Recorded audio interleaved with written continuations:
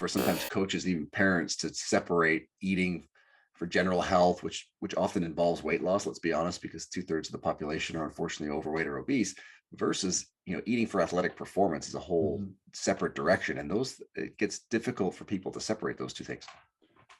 Honestly, Mark, what you just touched on there was probably one of the bigger things that I've tried to emphasize in some of my talks to groups.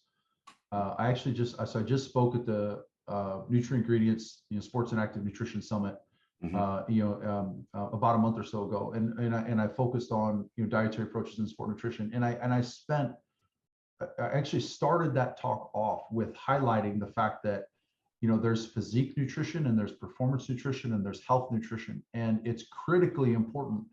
I think probably more so for parents, and then coaches would be also important as well too. But the scenario that I created was, if we're all sitting down, for dinner, we have family members, we all sit down, and we have 6 family members that are sitting down at the table. 2 of them are competitive athletically, 2 of them are active, not necessarily overweight, they're quote unquote doing fine. And then there's a couple of them that certainly have some weight to lose. And we're talking about, well, how good is a diet, or should we do this or should we do that?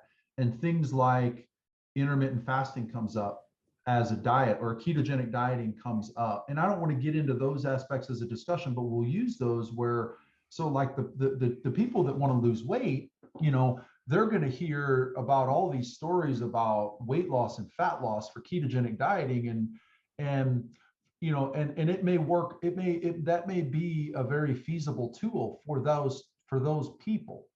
But the problem is that if those 2 people that are involved with athletic competition hear this story and they don't know any better, they're going to think, wow, ketogenic diet is great. All right, I'm going to start following a ketogenic diet, but I'm a strength and power athlete.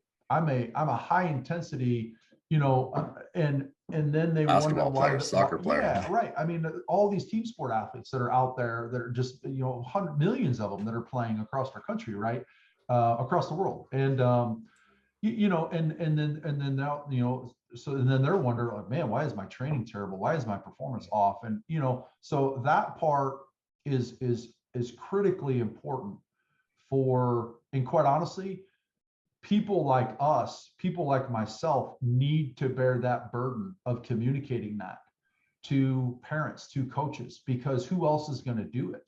I mean, where parents need to critically understand that if they have a desire to lose weight, yes, your prescription for that means to pull back on calories and to get some more exercise.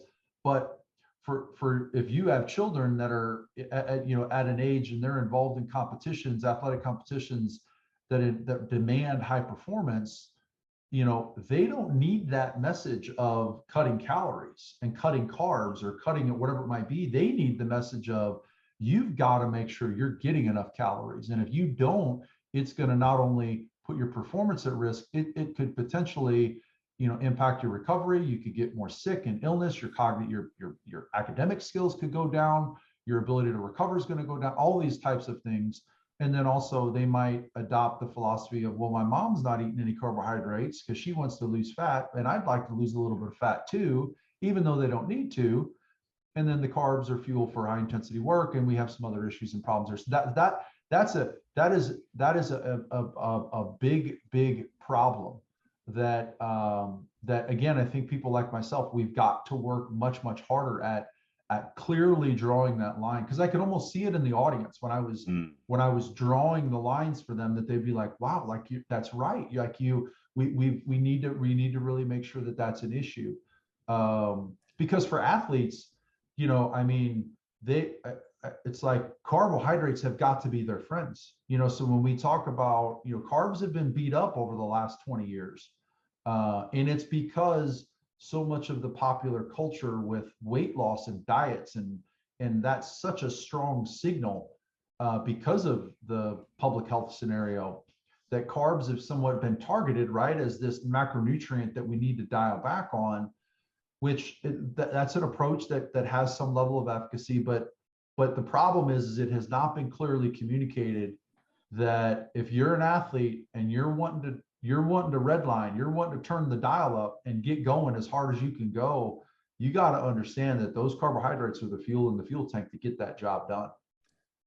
Very well said. Yeah, it's difficult for people to really just that context driving everything. I mean, we've had Sam Impey on talking about Tour de France riders consuming up to 18 grams per Oh, I kilo of know. carbohydrate. Yes. You know, you got football players 7 to 8 grams per kilo, and you show an image to the audience. Hey, this guy's 8% body fat. We got physique competitors, obviously female and male, 4 to 5 grams per kilo. And so this whole, and of course, we know that team sport with acceleration, deceleration, the speeds that they hit, they're going to be a lot more energy expenditure than even someone who's training hard physique wise in the gym. So yeah, great point of just to be able to separate that for folks so they know that there is a big difference between the general fueling and the athlete fueling, I think is a great place to start, just so that they can appreciate the context. Yeah, there was somebody we published a review paper with ISSN that's just kind of a broad overview of like research and recommendations, and we talked about just kind of general carbohydrate needs in this paper. And then somebody did a really nice job. One of these folks that makes these infographics that make your data look so beautiful. Mm-hmm. And they just took the carbohydrate thing and they and I'll actually send it to you. You know, basically, so you can share it, because I just think they did a phenomenal job, because on the horizontal was body mass, and then on the vertical was basically kind of grams per kg per day of carbohydrate intake.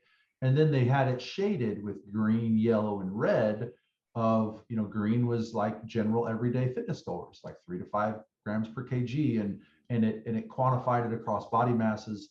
And it's very impactful, because it does help to illustrate to like a mom, to a parent that says, look, like your 240-pound kid who's a football player who needs 8 grams per kg per day, like, yes, he might need 500 grams of carbohydrates per day. And you might be thinking to yourself, oh my God, that's more carbohydrates than I'll eat in a week. Mm-hmm. That can't be right. He's going to get diabetes. He's all these other things. And that's where it's, and you know what? I don't, I have some level of sympathy for those folks, because how are they supposed to know? The differences. I mean, we spend our lives talking about these kind of things, and they spend their lives doing other things. But then they hear these little tangential little tidbits without context, and then it can kind of turn into something that they don't even intend. Yeah, I mean, it's amazing how even if mom or dad are struggling with a health condition or prediabetes, type 2 diabetes, hypertension, then the messaging that they're getting just trickles down to, well, don't eat too much salt or watch your carbohydrate.